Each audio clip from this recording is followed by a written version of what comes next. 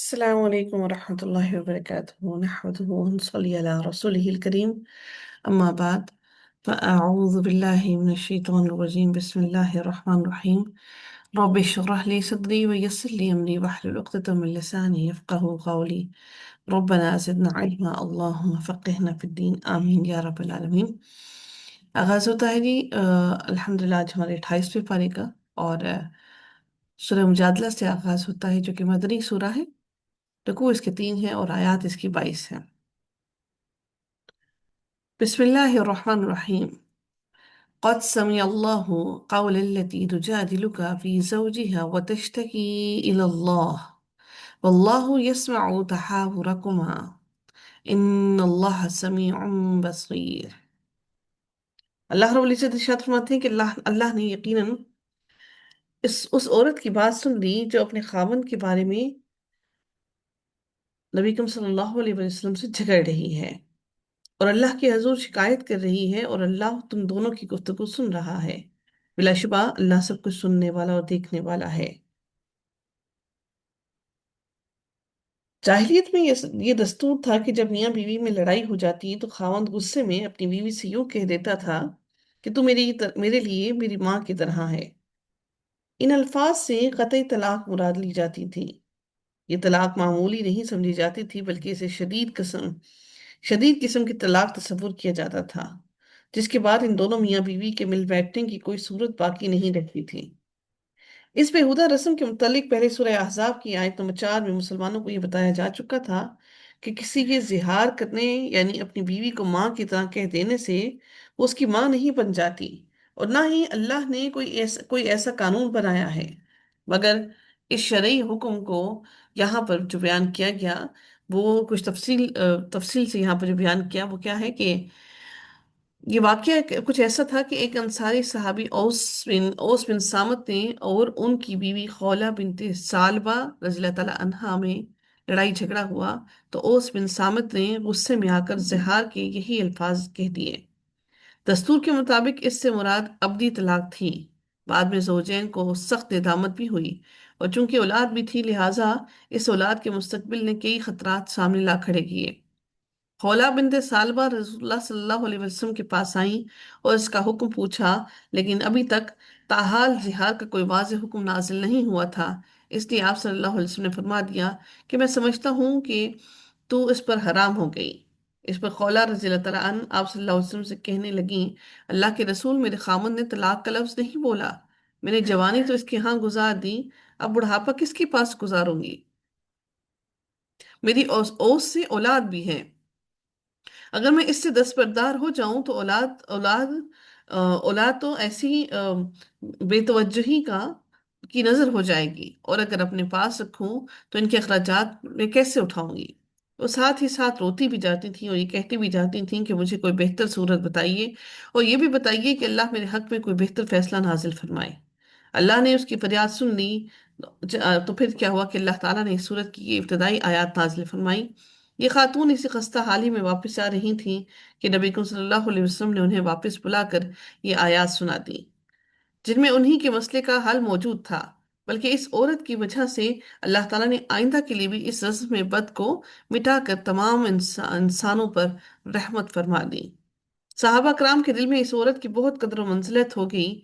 एक दफा सईदना उमर रज़ियल्लाहु तआला अन्हु अपने दौर खिलाफत में कहीं जा रहे थे कि उन्हीं उन्हीं खौला ने रास्ते ही में आपको बुलाया और कुछ बात कहने लगी।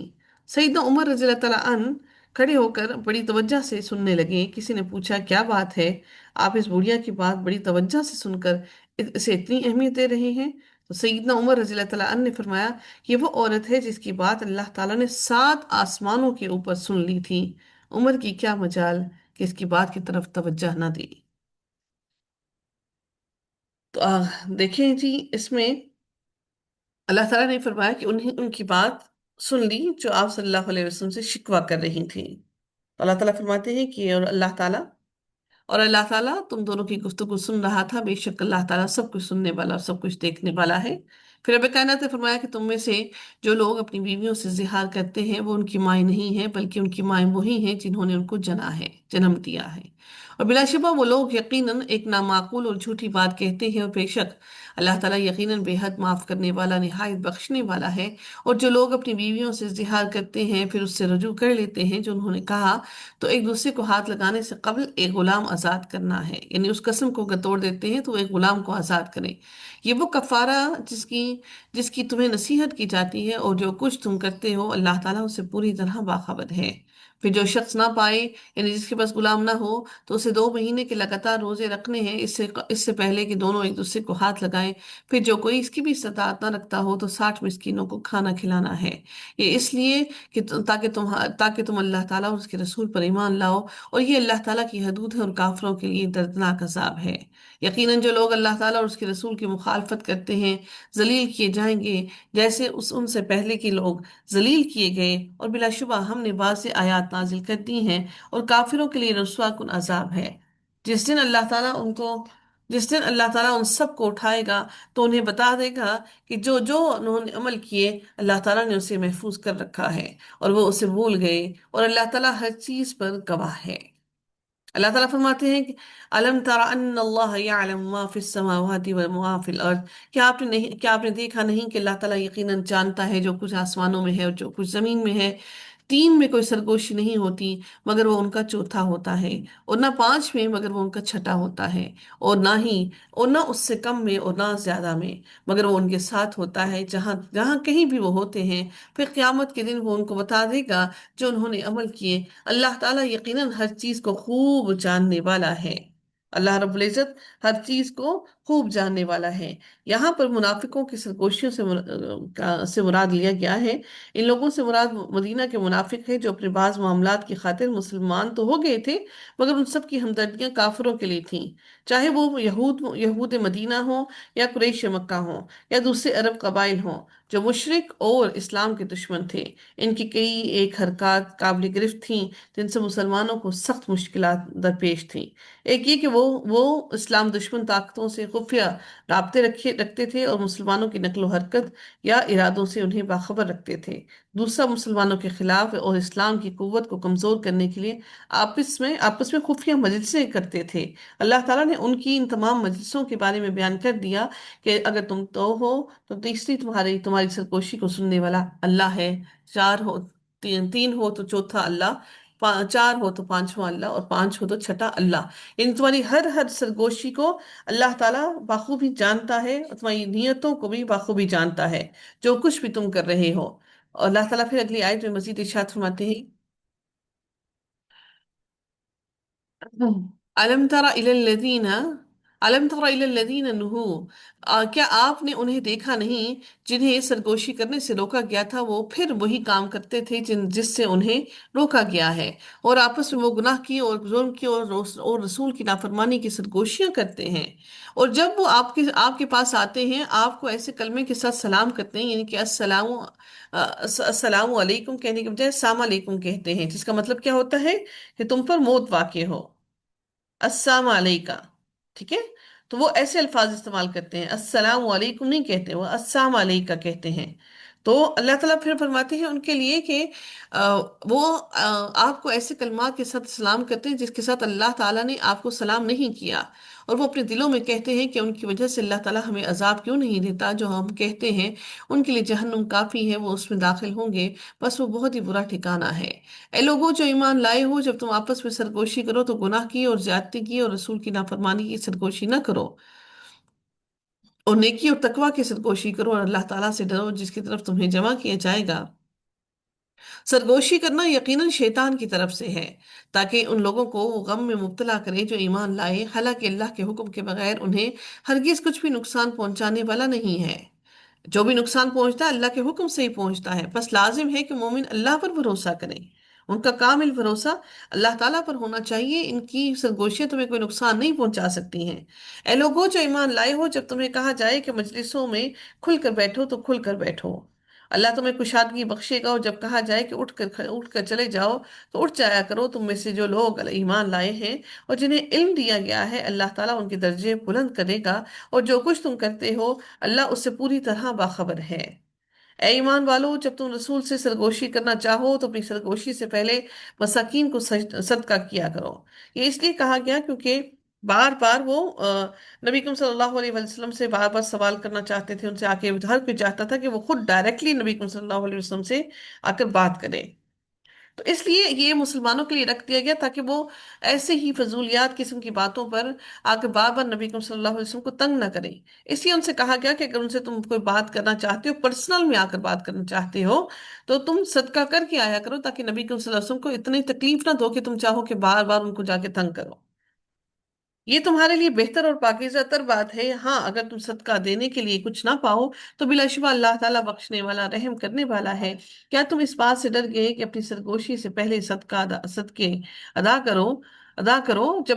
جب تم نے ایسا نہیں کیا اور اللہ نے بھی تمہیں اس سے معاف کر دیا، تو اب نماز قائم کرتے اور زکوٰۃ دیتے رہو، اور اللہ اور اس کے رسول کی اطاعت کرو، اور جو کچھ تم کرتے ہو اللہ تعالیٰ اس سے بخوبی باخبر ہے۔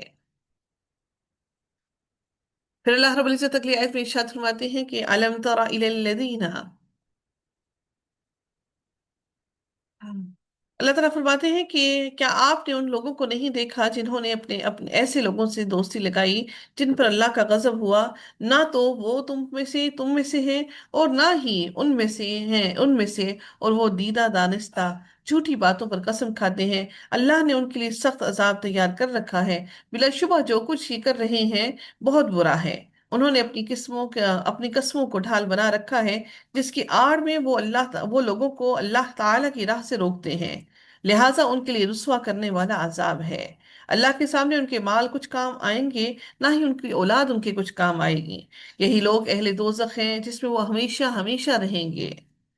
جس دن اللہ تعالیٰ ان سب کو اٹھائے گا تو اس کے سامنے بھی ایسے ہی قسمیں کھائیں گے جیسے تمہارے سامنے کھاتے ہیں، اور یہ سمجھیں گے کہ اس طرح ان کا کچھ کام بن جائے گا۔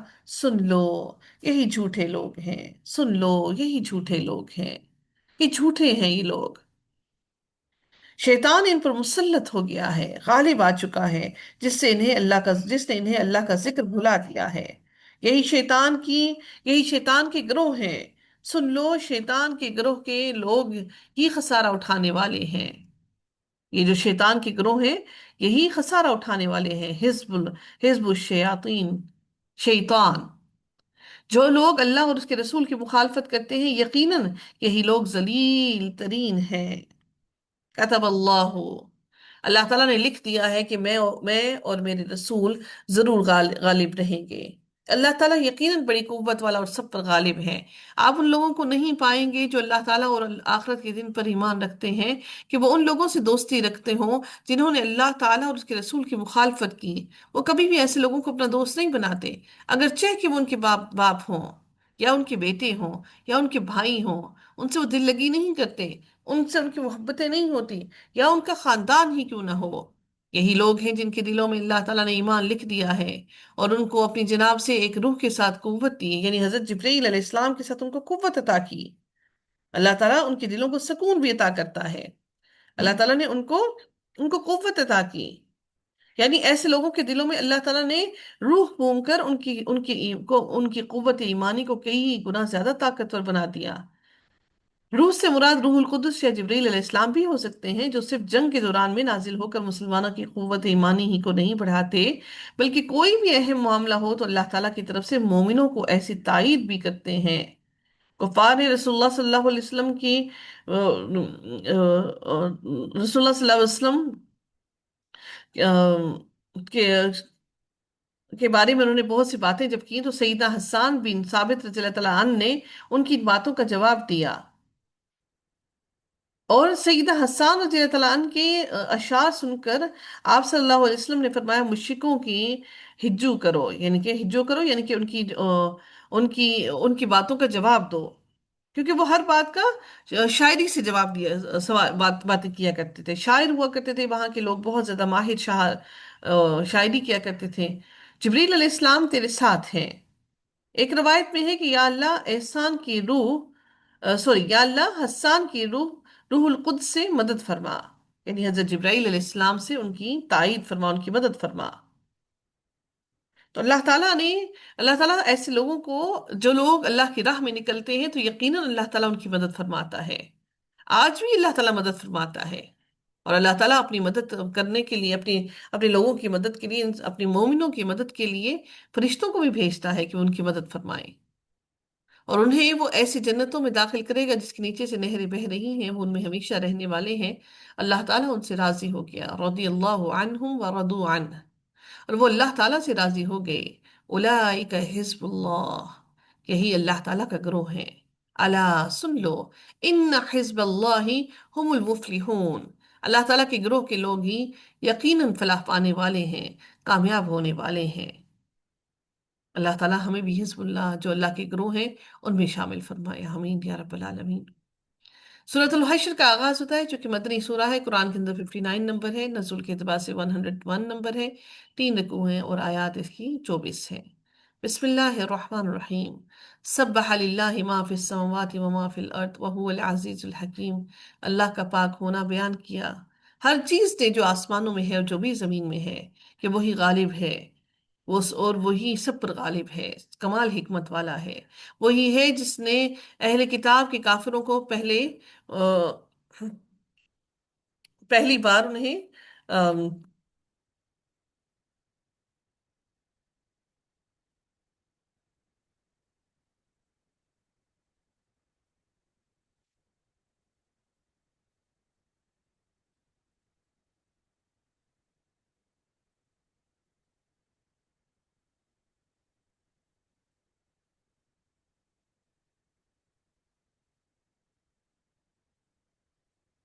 جی، اللہ تعالیٰ فرماتے ہیں کہ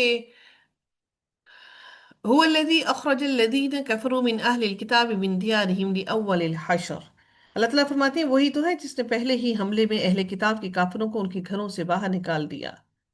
تمہیں یہ خیال بھی نہیں تھا کہ وہ اپنے گھروں سے نکل جائیں گے، اور وہ یہ یقین کیے بیٹھے تھے کہ ان کے قلعے انہیں اللہ کی گرفت سے بچا لیں گے۔ جو قلعوں میں اپنے آپ کو انہوں نے بند کر دیا تھا، وہ سمجھتے تھے کہ اس قلعوں میں وہ محفوظ ہیں، کوئی ان کو یہاں سے نکالنے والا نہیں، مگر اللہ تعالیٰ نے ایسے رخ سے انہیں آ لیا جس کا انہیں خواب و خیال بھی نہیں تھا، اور ان کے دلوں میں ایسا روب ڈال دیا کہ وہ خود ہی اپنے گھروں کو برباد کرنے لگے۔ انہوں نے کیا کیا تھا کہ یہ نا، جب چھوڑ کے جا رہے تھے تو انہوں نے اپنے قلعوں کے دروازے بھی کھیڑ کے لے گئے، حالانکہ اتنے مضبوط انہوں نے قلعے بنائے کہ اپنے دروازے بھی اکھیڑ کے لے جانا چاہتے تھے، سارے دروازے بھی اکھیڑ دیے انہوں نے کہ ہم جا رہے ہیں تو ان چیزوں کو ایسے ہی توڑ تاڑ کے لے کے جائیں، تاکہ یہ لوگ جو مسلمان ہیں ہمارے گھروں سے فائدہ نہ اٹھا سکیں۔ پھر ان کو یہ منع کر دیا گیا کہ وہ جب وہاں سے جائیں گے تو کوئی بھی چیز لے کر نہیں جائیں گے۔ اس وقت تک وہ اپنے گھروں کو تباہ و برباد کر چکے تھے، اپنے ہاتھوں سے اور مومنوں کے ہاتھوں سے بھی اپنے گھروں کو برباد کر رہے تھے۔ چنانچہ آنکھوں والوں عبرت حاصل کرو، اور اگر اللہ تعالیٰ نے ان پر جلاوطنی نہ لکھ دی ہوتی تو وہ دنیا میں ہی انہیں لازماً عذاب دیتا۔ جلاوطنی بھی بہت بڑا اللہ تعالیٰ کی طرف سے ایک آزمائش، بہت بڑا ایک عذاب ہے کہ وہ اپنا مال اور دولت اور اپنا سب کچھ چھوڑ کر وہاں پر چلے گئے، اور آخرت میں ان کے لیے آگ کا عذاب ہے۔ دنیا میں ان کے لیے جلاوطنی کا عذاب، اور آخرت میں ان کے لیے آگ کا عذاب۔ اس کی وجہ یہ ہے کہ بلا شبہ انہوں نے اللہ تعالیٰ اور اس کے رسول کی مخالفت کی، اور جو بھی اللہ تعالیٰ کی مخالفت کرتا ہے تو اللہ تعالیٰ یقیناً اسے سخت سزا دینے والا ہے۔ کھجور کا جو درخت تم نے کاٹا یا اسے اپنی جڑوں پر کھڑا رہنے دیا، اللہ تعالیٰ کی اجازت ہی سے تھا۔ یہ پہلی مرتبہ تھا کہ مسلمانوں کو یہ حکم دیا گیا کہ وہ کھجور کے ان کے درختوں کو، پھلوں سے لدے ہوئے درختوں کو آگ لگا دیں یا ان کو کاٹ دیں۔ کیوں؟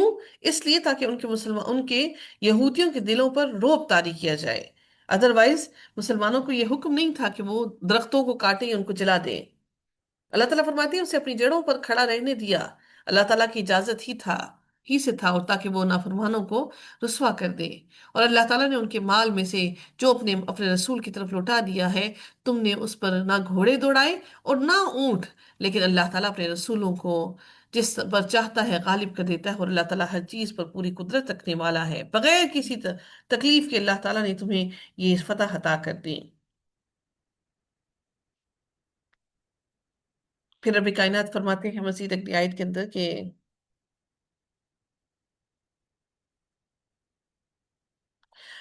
बनु कैनुका की जलावतनी के बाद बनु नजीर भी मदीना से जलावतन और रुस्वा करके निकाल दिए गए थे।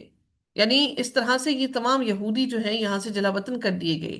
सईदना अब्दुल्ला बिन उमर फरमाते हैं कि बनु नजीर सईदना अब्दुल्ला बिन उमर फरमाते हैं कि बनु नजीर और बनु कुरैजा ने जंग की तो आप सल्लल्लाहु अलैहि वसल्लम ने बनु नजीर को जलावतन किया और बनु कुरैजा को वहीं रहने दिया और इन पर एहसान किया। यहाँ तक कि बनु कुरैजा ने जंग की, जंग अहजाब के बाद, तो आप सल्लल्लाहु अलैहि वसल्लम ने उनके मर्दों को कत्ल कर दिया और उनकी औरतों, बच्चों और अम्बाल को मुसलमानों में तकसीम कर दिया, सिवाय उन लोगों के जो पहले ही आकर आप सल्लल्लाहु अलैहि वसल्लम से मिल गए थे। आप सल्लल्लाहु अलैहि वसल्लम ने उन्हें अमन दिया और वो मुसलमान हो गए। और आप सल्लल्लाहु अलैहि वसल्लम ने तमाम यहूद को जलावतन किया। इनमें अब्दुल्ला बिन सलाम के कबीला बनु कैनुका के यहूद भी शामिल थे और बनु हारसा भी। मदीना के सब यहूदियों को जलावतन कर दिया गया था। अच्छा, एक और बात जो है वो यहाँ पर एक और बात जो समझने के लिए जरूरी है कि अल्लाह रब्बुल इज़्ज़त ने जो अगली आयत में इरशाद फरमाया वो हम देखते हैं कि अल्लाह ताला फरमाते हैं कि जो भी अल्लाह ताला ने अपने रसूल की तरफ इन बस्तियों बस्तियों वालों के माल से लौटा दिया है तो वो अल्लाह ताला के लिए है और रसूल के लिए है और रिश्तेदारों और यतीमों और मिस्कीनों और मुसाफिरों के लिए है, ताकि तुम में से मालदारों ही के दरमियान वो गर्दिश करने वाला ना रहे। और जो कुछ रसूल तुम्हें दे तो वो ले लो, और जिस चीज से तुम्हें रोक दे तुम उससे रुक जाओ, और अल्लाह ताला से डरो, अल्लाह ताला यकीनन सख्त सजा देने वाला है। अच्छा, एक और बात क्या है कि जो माल गनीमत में से पांचवा हिस्सा खालिस्तन रसूलुल्लाह सल्लल्लाहु अलैहि वसल्लम के लिए होता था, जिसे आप सल्लल्लाहु अलैहि वसल्लम अपनी जात, अपने घर वालों, रिश्तेदारों और दूसरों में अपनी सवाबदीद के मुताबिक खर्च करते थे। लेकिन जो अम्बाल जंग के बगैर दस्तयाब हो जाए, बगैर जंग के मिल जाए, जिन्हें उस माल को अम्बाल फी कहा जाता है, फी, वो सारे के सारा रसूलुल्लाह सल्लल्लाहु अलैहि वसल्लम की तहवील में दिया जाता था। जिसके बारे में हदीस में है कि सईदना उमर रज़ी अल्लाह तआला अन्हु कहते हैं कि बनु नज़ीर के माल उन अम्बाल में से थे जो अल्लाह ने लड़ाई के बगैर अपने पैगंबर सल्लल्लाहु अलैहि वसल्लम को दिला दिए। मुसलमानों ने इन पर घोड़े और ऊंट नहीं दौड़ाए थे। इस किस्म के माल खास रसूलुल्लाह सल्लल्लाहु अलैहि वसल्लम के के लिए गिने जाते थे। ऐसे अम्बाल से आप सल्लल्लाहु अलैहि वसल्लम अपने घर वालों का साल भर का खर्च निकाल लेते थे और बाकी माल जिहाद की तैयारी के लिए असले और घोड़ों के वगैरह में खर्च करते थे। तो अल्लाह ताला फरमाते हैं कि मा अफा अल्लाह मा अफा अल्लाह, यानी जो भी अल्लाह ताला अपने बस यानी ये जो माल फी होता था ना, ये मुजाहिदीन को नहीं दिया जाता था, ये सिर्फ खालिस्तान नबी करीम सल्लल्लाहु अलैहि वसल्लम के लिए होता था। और ये माल फी जो होता था वो बैतुल माल की मलकियत होते हैं। इस आयत में ये एक आम असूल बता दिया गया तमाम के तमाम मुसलमानों को कि वो अल्लाह और उसके रसूल के लिए है, और वो नबी करीम सल्लल्लाहु अलैहि वसल्लम के लिए कराबतदारों और रिश्तेदारों के लिए है।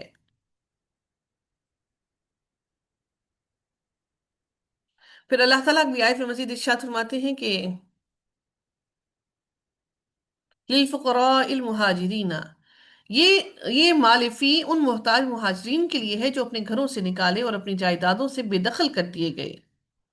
यानी मोहताजों और मुहाजिरीन का हिस्सा भी अल्लाह ताला ने इसमें मुकर्रर कर दिया। पहले माल फी की तकसीम में मोहताजों का अमूमी जिक्र फरमाया, इसके बाद बिलखसूस इन मुहाजिर मोहताजों का जिक्र फरमाया जो महज इस्लाम और अल्लाह की रजा की खातिर अपना घर बार, माल और दौलत और जायदाद सब कुछ छोड़कर मदीना आ गए थे। अल्लाह ताला फरमाते हैं कि ये माल फी इन मोहताज मुहाजिरीन के लिए है जो अपने घरों से निकाले और अपनी जायदादों से बेदखल कर दिए गए। वो अल्लाह ताला का फजल और उसकी रजा चाहते हैं, और अल्लाह ताला और उसके रसूल की मदद करते हैं। यही लोग रास्तबाज हैं, और उन लोगों के लिए भी जो उनके आने से पहले ईमान ला चुके थे और यहाँ दारुल हिजरत में मुकीम थे। यानी दारुल हिजरत क्यों कहा गया मदीना को? क्योंकि इस इलाके में लोग हिजरत करके आते थे। जो भी हिजरत करके उनके पास आया और वो उससे मोहब्बत करते हैं, और जो कुछ मालिफी उन्हें दिया जाए वो अपने दिलों में इसकी कोई हाजत नहीं पाते। उन्हें कोई दिल में तंगी नहीं होती उनके सीनों में, और इन मुहाजिरीन को अपनी जात पर तरजीह देते हैं, खा खुद फाके से हों। सुबहान अल्लाह। यानी जो अंसार मुसलमानों के लिए मदद करते थे, चाहे वो खुद फाके से हों, तो इनको देना, वो उनको उनको देने में वो कोई तंगी महसूस नहीं करते और ना ही बुखल करते हैं, खा वो खुद फाके से हों। और जो शख्स अपने नफ्स की हिर्स से बचा लिया गया, तो ऐसे ही लोग کامیاب ہیں۔ جو اپنے نفس کے بخل سے بچا لیا گیا، شح نفسی، تو یہی لوگ کامیاب ہیں۔ سبحان اللہ۔ یعنی جو انسان کا نفس ہے، انسان کا نفس جو ہے وہ انسان کو مال اور دولت کو اکٹھا کرنے کے لیے اس کو بڑھاتا ہے۔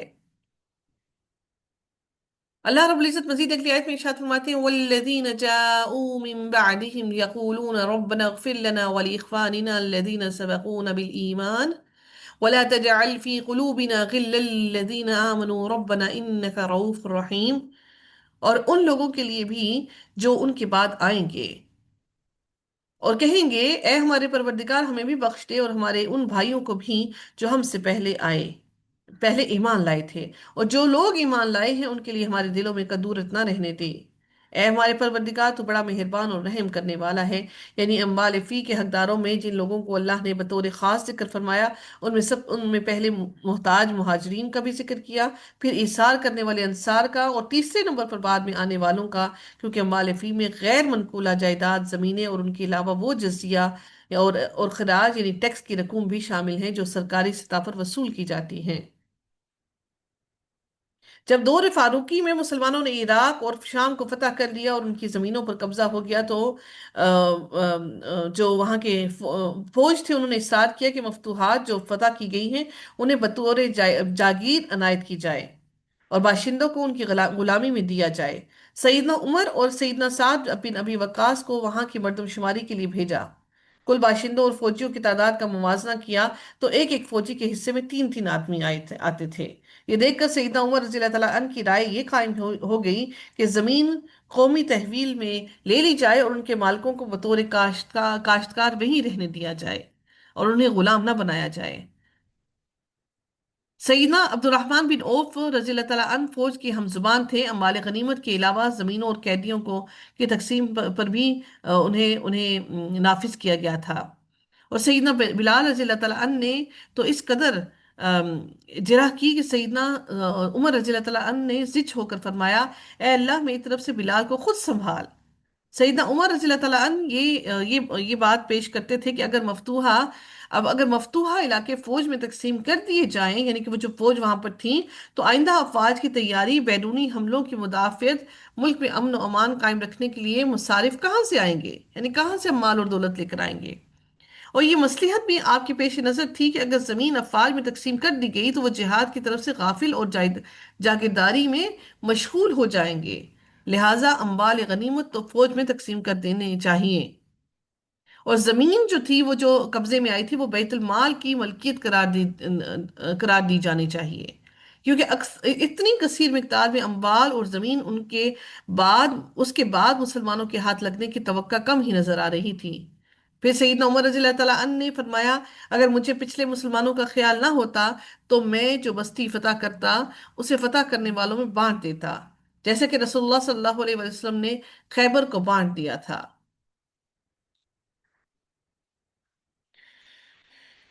اسی طرح سے سیدنا عمر رضی اللہ تعالیٰ عنہ نے عراق کی زمینوں کو بھی قومی تحویل میں لے لیا، یعنی کہ قوم کے لیے وقف کر دیا تھا، قوم کے لیے اس کا فائدہ جو تھا نا، جو بھی مال اور دولت بچتا تھا وہ قوم کے لیے کیا، صرف ان لوگوں کے لیے نہیں کیا جنہوں نے فتح کیا۔ تو اس کے پیچھے بہت بڑی مصلحتیں تھیں۔ اللہ رب العزت مزید اگلی آیت میں ارشاد فرماتے ہیں الم تر الی الذین نافقوا یقولون لاخوانهم الذین کفروا۔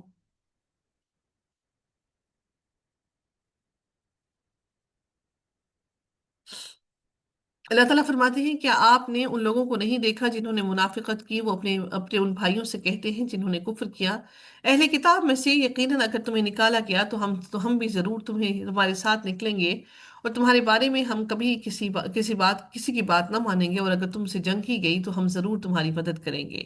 اور اللہ تعالیٰ گواہی دیتا ہے کہ بلا شبہ وہ یقیناً جھوٹے ہیں۔ اگر انہیں نکالا گیا تو وہ ان کے ساتھ نہیں نکلیں گے، اور اگر ان سے جنگ کی گئی تو یہ ان کی مدد نہیں کریں گے، اور یقیناً اگر وہ ان کی مدد کریں گے تو وہ ضرور پشتے پھیریں گے، پھر وہ مدد نہیں کیے جائیں گے۔ بلا شبہ تم خوف کے لحاظ سے ان کے سینوں میں اللہ تعالیٰ سے زیادہ سخت ہو، کہ اس لیے کہ بے شک وہ لوگ سمجھ نہیں رکھتے، وہ اکٹھے ہو کر تم سے کبھی نہیں لڑیں گے مگر قلعہ بند بستیوں میں، یا دیواروں کے پیچھے سے ان کی آپس میں لڑائی بہت سخت ہے، آپ انہیں متحد سمجھتے ہیں حالانکہ ان کے دل جدا جدا ہیں۔ یہ اس لیے کہ بلا شبہ وہ ایسے لوگ ہیں جو عقل نہیں رکھتے، یہ ان جیسے ہیں جو ان سے پہلے قریب ہی تھے، انہوں نے اپنے کام کا وبال چکھا اور ان کے لیے دردناک عذاب ہے۔ جیسے شیطان کی مثال ہے، جب اس نے انسان سے کہا کفر کر، پھر جب اس نے کفر کیا تو اس نے کہا میں تجھ سے لا تعلق ہوں، یقیناً میں اللہ تعالیٰ سے ڈرتا ہوں جو تمام جہانوں کا رب ہے۔ چنانچہ ان دونوں کا انجام یہ ہے کہ یقیناً وہ دونوں ہمیشہ آگ میں رہنے والے ہیں، اور ظالموں کی یہی سزا ہے۔ اے لوگوں جو ایمان لائے ہو، اللہ تعالیٰ سے ڈر جاؤ، اور ہر شخص کو دیکھنا چاہیے کہ اس نے کل کے لیے آگے کیا بھیجا ہے، اپنی آخرت کے لیے آگے کیا جمع کر رکھا ہے، اور اللہ تعالیٰ سے ڈرو۔ اللہ تعالیٰ یقیناً اس سے پوری طرح باخبر ہے جو تم عمل کرتے ہو۔ اور تم ان جیسے نہ بن جاؤ جو اللہ تعالیٰ کو بھول گئے تو اللہ تعالیٰ نے انہیں ان کی جانیں بھلا دیں۔ یہی لوگ نافرمان ہیں، دوزخ والے اور جنت والے برابر نہیں ہو سکتے، جنت میں جانے والے ہی کامیاب ہیں۔ اگر ہم اس قرآن کو کسی پہاڑ پر نازل کر دیتے تو یقیناً آپ اسے اللہ تعالیٰ کے خوف سے پست ہونے والا، ٹکڑے ٹکڑے ہونے والا دیکھتے، اور یہ مثالیں ہیں، ہم انہیں لوگوں کے لیے بیان کرتے ہیں تاکہ وہ غور و فکر کریں۔ وہ اللہ تعالیٰ وہ ذات ہے جس کے سوا کوئی معبود نہیں، غیب اور حاضر کو جاننے والا، وسیع اور رحمت والا، نہایت رحم کرنے والا ہے۔ اللہ تعالیٰ وہ ذات ہے جس کے سوا کوئی معبود نہیں، بادشاہ ہے، نہایت پاک، سلامتی والا، امن دینے والا، نگبان، سب پر غالب، اپنی مرضی چلانے والا، بے حد بڑائی والا۔ اللہ اس سے پاک ہے جو وہ شریک بناتے ہیں۔ تمام اللہ تعالیٰ کے اسما جو ہیں وہ اکٹھے یہاں پر کیے گئے۔ هو اللہ الذی لا الہ الا هو الملک القدوس السلام المؤمن المحیمن العزیز الجبار المتکبر سبحان اللہ عما یشرکون۔ هو اللہ الخالق البارئ المصور له الاسماء الحسنى يسبح له ما في السماوات والارض وهو العزیز الحکیم۔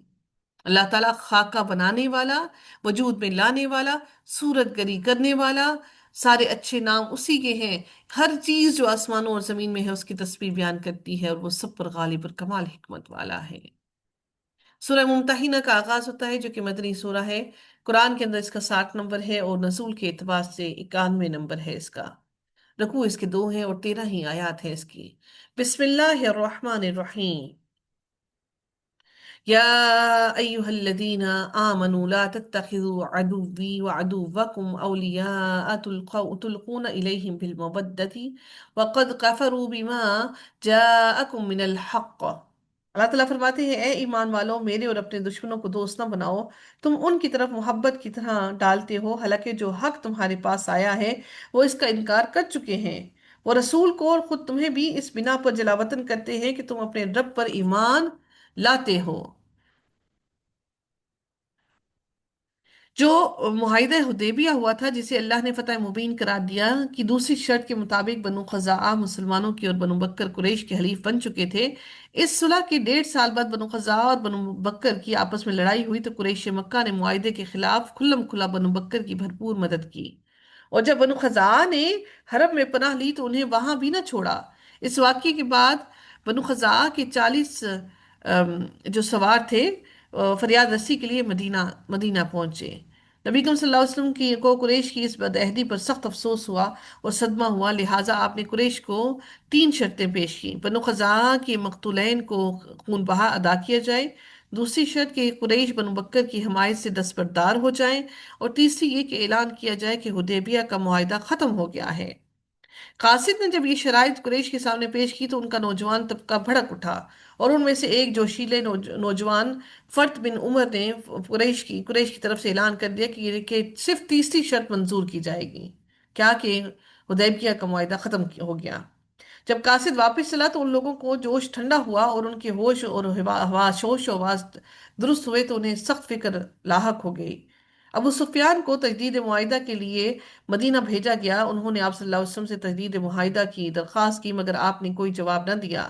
پھر انہوں نے پھر کیا کیا کہ سیدنا ابو بکر اور حضرت عمر رضی اللہ تعالیٰ عنہ، یہاں تک کہ حضرت فاطمہ رضی اللہ تعالیٰ عنہا سے سفارش کے لیے التجا کی، لیکن سب نے یہی جواب دیا کہ ہم اس معاملے میں دخل نہیں دے سکتے۔ لاچاری میں انہوں نے مسجد نبوی میں کھڑے ہو کر یک طرفہ اعلان کر دیا کہ میں نے معاہدہ حدیبیہ کی تجدید کر دی۔ اب یہاں پر انہی کے بد عہدی کا ذکر فرمایا جا رہا ہے۔ اللہ تعالیٰ فرماتے ہیں کہ اور اپنے دشمنوں کو دوست مت بناؤ، تم ان کے پاس دوستی کا پیغام بھیجتے ہو جو تم نے معاہدہ کیا، حالانکہ جو حق تمہارے پاس آیا ہے یقیناً انہوں نے اس کا انکار کیا ہے۔ وہ رسول کو اور خود تمہیں اس بنا پر نکالتے ہیں کہ تم اللہ تعالیٰ اپنے رب پر ایمان رکھتے ہو، اور اگر تم راہ میں جہاد کرنے اور میری رضا تلاش کرنے کے لیے نکلتے ہو، تم چھپا کر ان کو دوستی کا پیغام بھیجتے ہو، حالانکہ میں جانتا ہوں کہ جو کچھ تم نے چھپایا اور جو تم نے ظاہر کیا، اور تم میں سے جو شخص بھی ایسا کرے یقیناً وہ سیدھے راستے سے بھٹک گیا۔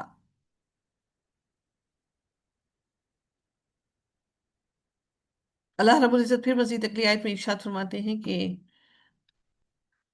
اگر وہ تمہیں پائیں تو تمہارے دشمن ہو جائیں گے، اور اپنی زبانیں اور اپنے ہاتھ تمہاری طرف برائی کے لیے بڑھائیں گے، وہ تمہارے لیے ہمیشہ برے ہی رہیں گے، اور وہ چاہیں گے کہ کاش کہ تم کفر کرو۔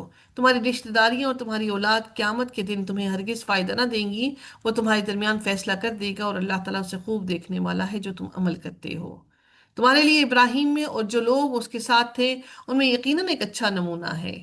جب انہوں نے اپنی قوم کے سے کہا، بلا شبہ ہم تم سے اور ان سے لا تعلقی کا اظہار کرتے ہیں جن کی اللہ تعالیٰ کے سوا تم سب عبادت کرتے ہو، ہم تمہارے ساتھ کفر کرتے ہیں، اور تمہارے درمیان ہمیشہ کے لیے دشمنی اور بغض ظاہر ہو گیا۔ اللہ تعالیٰ نے نبی کریم صلی اللہ علیہ وسلم کو کہا کہ تمہارا ان کے ساتھ کوئی تعلق نہیں بن سکتا، تم چاہے جتنے بھی ان کو اپنی طرف لانا چاہو، وہ جب ایمان پر نہیں آ سکتے تو وہ سیدھے رستے پر نہیں آ سکتے، یہاں تک کہ تم اکیلے اللہ تعالیٰ پر ایمان لے آؤ۔ مگر ابراہیم کا اپنے باپ سے یہ کہنا نمونہ نہیں کہ میں آپ کے لیے ضرور مغفرت کی دعا کروں گا، اور نہیں میں اللہ تعالیٰ سے آپ کے لیے کسی چیز کا اختیار رکھتا کہ اگر اللہ کچھ روک لے تو میں اختیار نہیں رکھتا کسی چیز سے۔ اے ہمارے رب، تجھ پر ہم نے بھروسہ کیا اور تیری ہی جانب ہم نے رجوع کیا، اور تیری ہی جناب میں ہماری واپسی ہے۔ ربنا لا تجعلنا فتنة للذین کفروا، اے ہمارے رب ان لوگوں کے لیے تو ہمیں آزمائش نہ بنا جنہوں نے کفر کیا۔ واغفر لنا ربنا، اور اے ہمارے رب ہمیں بخش دے، انک انت العزیز الحکیم، ہمیں بخش دے، یقیناً تو ہی سب پر غالب و کمال حکمت والا ہے۔ اللہ تعالیٰ نے حضرت ابراہیم علیہ السلام کی مثال یہاں پر کیوں بیان کی؟ تاکہ نبی کریم صلی اللہ علیہ وسلم کو بتا دیا جائے کہ وہ اکیلے بھی تنہا بھی اگر سرزمین پر پوری سرزمین پر اگر اکیلے بھی ایمان والے رہ جاتے تو اسے کوئی فرق نہ پڑتا، لیکن انہیں اللہ نے ثابت قدمی عطا فرمائی۔ اللہ تعالیٰ فرماتے ہیں اس شخص کے لیے جو اللہ تعالیٰ اور آخرت کے دن کی امید رکھتا ہے اور جو منہ پھیرتا ہے، تو یقیناً اللہ تعالیٰ وہ ہے جو بے پرواہ ہے، تمام تعریفوں کے لائق ہے، قریب ہے، امید ہے، اللہ کہ اللہ تعالیٰ تمہارے اور ان لوگوں کے درمیان جن سے تم دشمنی رکھتے ہو جلد ہی دوستی پیدا کر دے، اور اللہ تعالیٰ پوری قدرت رکھنے والا ہے۔ اللہ تعالیٰ اس کام کو کرنے پر پوری قدرت و طاقت رکھتا ہے۔ پھر رب کائنات فرماتے ہیں کہ اور اللہ تعالیٰ بے حد بخشنے والا اور نہایت رحم کرنے والا ہے۔ اللہ تعالیٰ بخشنے والا اور یقیناً نہایت رحم کرنے والا ہے کہ وہ تمہارے دلوں کے درمیان سے عداوت کو دور کر دے۔ اس آیت میں مسلمانوں کو پہلے ہی سے فتح مکہ کی خوشخبری دے دی گئی، اور ابتدا میں عصا کا لفظ محض اس لیے استعمال کیا گیا کہ ایک ایسے شاہانہ انداز میں بیان کرنے کی رعایت سے آیا، وہ ایسے کہ جیسے کوئی بادشاہ اپنے کسی ملازم سے کہے کہ ہو سکتا ہے کہ تمہیں ترقی دے دی جائے، لہٰذا اس کا مطلب ایک یقینی خبر ہوتا ہے۔ اللہ تعالیٰ نے صرف فتح مکہ ہی کی خوشخبری نہیں دی، بلکہ یہ بھی بتلا دیا کہ مکہ کے کافر جو آج تمہارے سخت دشمن ہیں اسلام قبول کر لیں گے، اور تم لوگ پھر آپس میں شیر و شکر بن جاؤ گے۔ یعنی اللہ تعالیٰ کو یہ قدرت حاصل ہے کہ حالات کا رخ اس طرف موڑ دے کہ مکہ بھی فتح ہو جائے بغیر خون خرابہ کیے، اور کافروں کی اکثریت بھی مسلمان ہو کر تمہارے ساتھ مل جائے۔ رہی وہ غلطی جو اس سلسلے میں تم نے کی ہے، تو اللہ اس غلطی کو بھی اسی طرح تمہاری دوسری غلطیوں اور لغزشوں کی طرح معاف کر دے گا۔ اللہ تعالیٰ فرماتے ہیں کہ اللہ تعالیٰ تمہیں ان سے منع نہیں کرتا جنہوں نے نہ تم سے دین کے بارے میں جنگ کی اور نہ تمہیں تمہارے گھروں سے نکال کے لائے، یعنی ان کے معاملے میں اللہ تمہیں منع نہیں کرتا کہ تم ان کو مارو یا ان سے جہاد کرو یا ان سے جنگ کرو، تم ان سے نیکی کرو اور تم ان کے ساتھ انصاف کرو، اللہ تعالیٰ انصاف کرنے والوں سے یقیناً محبت رکھتا ہے۔ پھر رب کائنات نے فرمایا اگلی آیت کے اندر کہ جنہوں نے دین کے بارے میں تم سے جنگ کی اور تمہیں تمہارے گھروں سے نکالا، ان کے خلاف جہاد کا حکم ہے، اور تمہارے نکالنے میں ایک دوسرے کی مدد کی، یہ کہ تم ان سے دوستی کرو، اور جو ان سے دوستی کرے تو وہی لوگ ظالم ہیں۔ اے لوگو جو ایمان لائے ہو، جب تمہارے پاس ہجرت کر کے مومن عورتیں آئیں ہو تو ان کی جانچ پڑتال کر لیا کرو، ایسا نہ ہو کہ وہ صرف اپنے شوہروں سے تنگ آ کر تمہارے پاس بھاگ کر آ گئی ہوں، اس لیے ان کی جانچ پڑتال کر لیا کرو۔ اللہ تعالیٰ ان کے ایمان کو زیادہ جاننے والا ہے۔ پھر اگر تمہیں معلوم ہو کہ وہ مومنہ ہیں تو انہیں کفار کی طرف نہ لوٹاؤ، یہ ان کے لیے حلال نہیں، اور وہ کافر ان کے لیے حلال نہیں ہوں گے۔ اور جب مہر انہوں نے خرچ کیا، یعنی ان کافروں نے جو ان کے لیے مہر دیا، تو انہیں دے دو، اور تم پر کوئی گناہ نہیں یہ کہ تم ان سے نکاح کرو جب ان کی مہر تم انہیں دے دو۔ یعنی جب تم نے مہر دے دیا، کوئی اگر شوہر کافر ہے کوئی مسلمان ہوگی تو ان کا نکاح تو ویسے ہی فاسد ہو گیا، ٹوٹ گیا ان کا۔ اور تم خود بھی کافر عورتوں کی عصمتوں کو روک کر نہ رکھو، اگر تمہارے پاس عورتیں کافر ہو گئی ہیں تو تم بھی ان کو اپنے پاس روک کے نہ رکھو، ان کو الگ کر دو، چھوڑ دو ان کو، اور جو کچھ تم نے خرچ کیا ہے تم مانگ لو، جو تم نے ان کو حق مہر دیا، جو تم نے مال اور دولت ان کو دیا، ان سے واپس لے لو، اور چاہیے کہ وہ جو انہوں نے خرچ کیا ہے وہ مانگ لے۔ یہ اللہ تعالیٰ کا فیصلہ ہے، وہ تمہارے درمیان فیصلہ کرتا ہے، اور اللہ تعالیٰ سب کچھ جاننے والا اور کمال حکمت والا ہے۔ اور اگر تمہاری بیویوں میں سے کوئی کفار کی طرف چلی جائے تو تم ان کے شوہروں کو بدلہ دو۔ چنانچہ جن کی بیویاں چلی گئی ہیں انہیں اتنا دے دو جتنا انہوں نے خرچ کیا ہے، یعنی اگر بیویاں واپس نہیں لوٹا رہی تو انہیں کہا گیا کہ تم ان کو دے دو۔ اور اللہ تعالیٰ سے ڈرو، وہ ذات کی جس پر تم ایمان رکھنے والے ہو، تاکہ اس مسلمان کے دل میں کوئی آہر نہ آئے کہ یہ کیا ہوا، کہ ہمارا دین ہم نے کیا لیا، دین کا ہم نے کیا اپنا لیا، ہماری بیوی بھی چلی گئی، ہمارے مال اور دولت بھی سب کچھ چلا گیا۔ اے نبی، جب تمہارے پاس مومن عورتیں آئیں اس بات پر تم سے بیعت کرتی ہوں کہ وہ اللہ تعالیٰ کے ساتھ کسی کو شریک نہ کریں گی، اور نہ چوری کریں گی، نہ زنا کریں گی، اور وہ اپنی اولاد کو قتل نہ کریں گی۔ کتنی اہم ترین بات! آج خواتین بڑے آرام سے ابورشنز کروا لیتی ہیں۔ اللہ نے کہا کہ وہ اس بات پر بھی بیعت کریں کہ وہ اپنی اولاد کو قتل نہ کریں گی، اور وہ اپنے ہاتھ پاؤں کے آگے کوئی بہتان گھڑ کر نہ لائیں گی، یعنی کسی کی بات پر بہتان نہیں لگائیں گی، کسی لوگوں پر بہتان نہیں گھڑیں گی، اور کسی نیک کام میں وہ تمہاری نافرمانی نہ کریں گی تو ان سے بیعت لے لو، اور ان کے لیے اللہ تعالیٰ سے بخشش کی دعا کرو، یقیناً اللہ تعالیٰ واقعی بے حد بخشنے والا، نہایت رحم کرنے والا ہے۔ اے لوگوں جو ایمان لائے ہو، ان لوگوں کو دوست نہ بناؤ جن پر اللہ تعالیٰ کا غضب ہوا ہے، یقیناً وہ آخرت سے اسی طرح نا امید ہو گئے ہیں جیسے وہ کافر نا امید ہو چکے جو قبروں والے ہیں۔ قبر والے کو کوئی امید نہیں ہے، کیونکہ وہ قبر میں جانے کے بعد اب ان کے پاس کوئی واپسی کا راستہ نہیں، اور نہ ہی وہ اس سے کوئی راہ فرار حاصل کر سکتے ہیں۔